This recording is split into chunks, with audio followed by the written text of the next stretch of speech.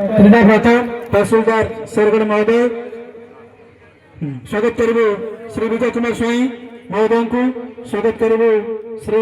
शरद चंद्र पात्र महोदय को स्वागत करू अग्र कार्यक्रम मुख्य वक्ता डॉक्टर अंजन कुमार दास मुख्य प्राणी चिकित्सा अधिकारी गंजाम तत्संगे संगे स्वागत करू डॉक्टर दुर्गा प्रसाद होता साहब को अनुरोध करू अग्र कार्यक्रम सभापति आसन अलंकृत करने तत्संगे संगे स्वागत करू श्रीयुक्त देवराज भोई सहकारी मत्स्य अधिकारी सरकार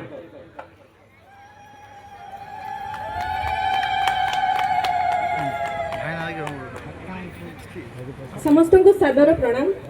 आम राज्य सरकार को वार्ता रही मत्स्य और प्राणी संपदर अभिवृद्धि राज्य चाषी समृद्धि यही वार्ता को पाठ्य करी आसतु आज कार्यक्रम को आरंभ करवा।